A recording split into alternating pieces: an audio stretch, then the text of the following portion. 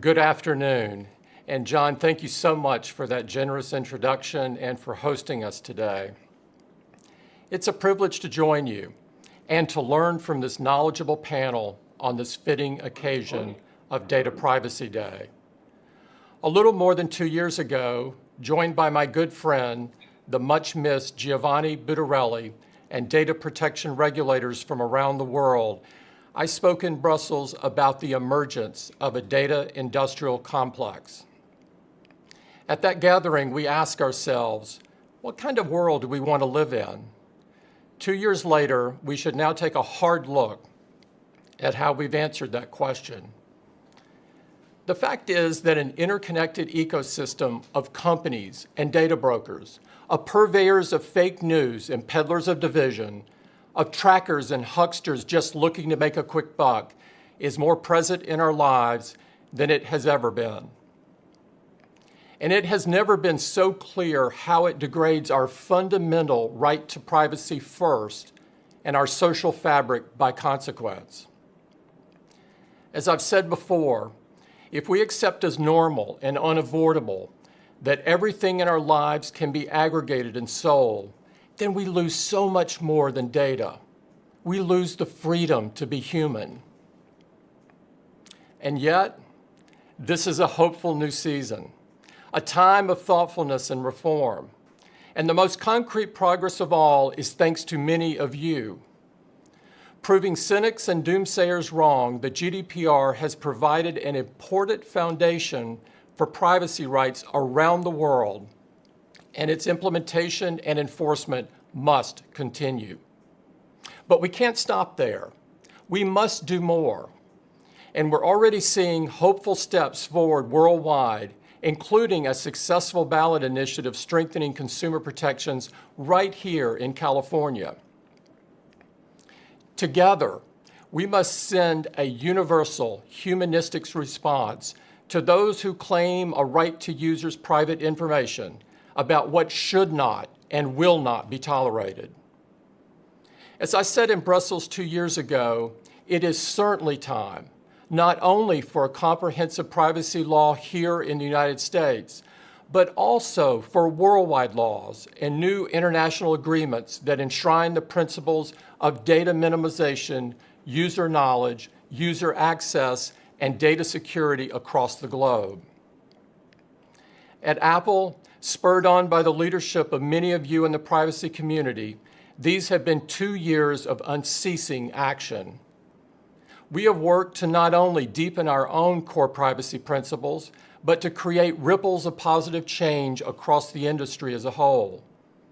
We've spoken out time and again for strong encryption without backdoors, recognizing that security is the foundation of privacy. We've set new industry standards for data minimization, user control, and on-device processing for everything from location data to your contacts and photos. At the same time that we've led the way in features that keep you healthy and well, we've made sure that technologies like a blood oxygen sensor and an ECG come with peace of mind that your health data stays yours.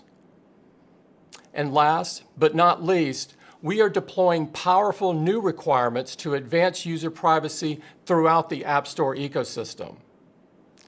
The first is a simple but revolutionary idea that we call the Privacy Nutrition Label. Every app, including our own, must share their data collection and privacy practices. Information that the App Store presents in a way every user can understand and act on. The second is called App Tracking Transparency. At its foundation, ATT is about returning control to users, about giving them a say over how their data is handled. Users have asked for this feature for a long time. We have worked closely with developers to give them the time and resources to implement it. And we're passionate about it because we think it has great potential to make things better for everybody. Because ATT responds to a very real issue. Earlier today, we released a new paper called A Day in the Life of Your Data. It tells the story of how apps that we use every day contain an average of 6 trackers.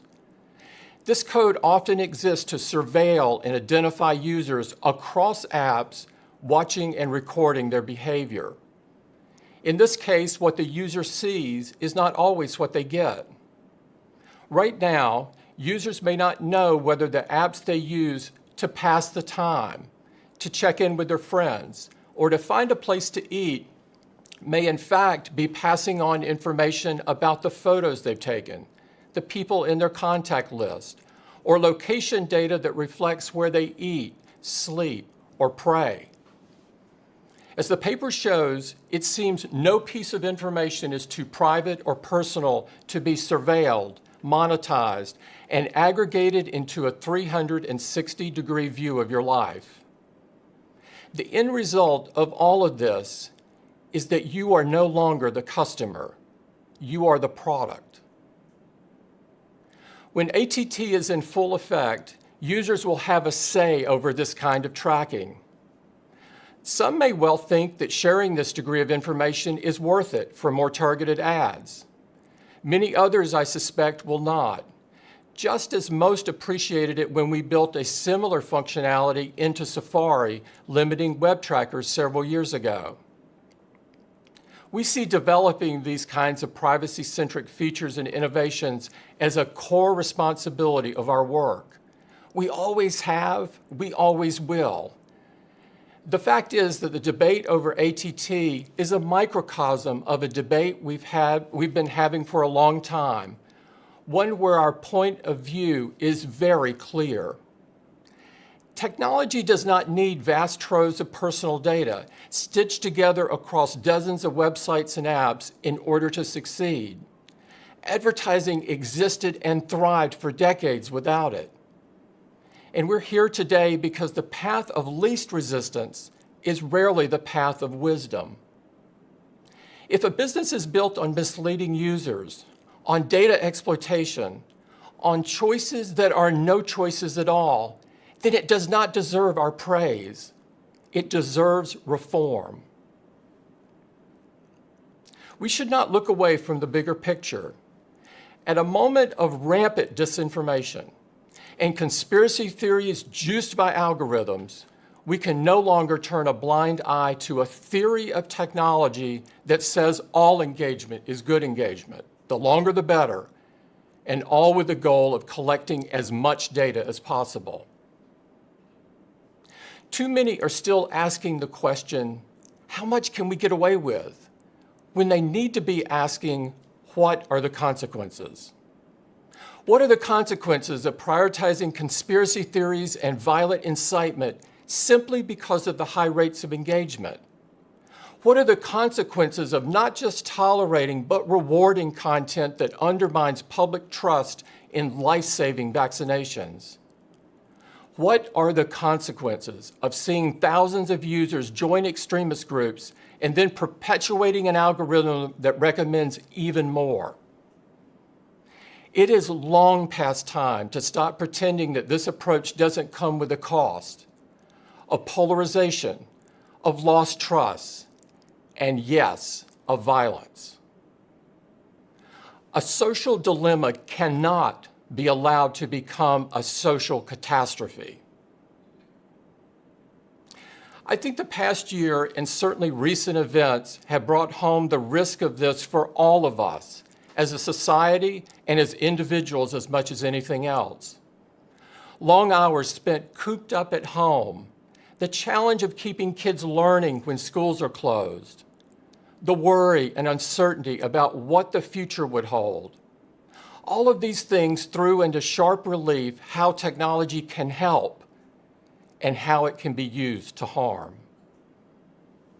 Will the future belong to the innovations that make our lives better, more fulfilled, and more human?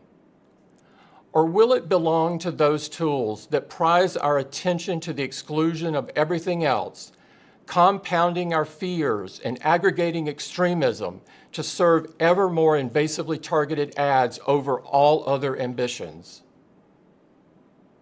At Apple, we made our choice a long time ago. We believe that ethical technology is technology that works for you. It's technology that helps you sleep, not keeps you up, that tells you when you've had enough, that gives you space to create or draw or write or learn, not refresh just one more time.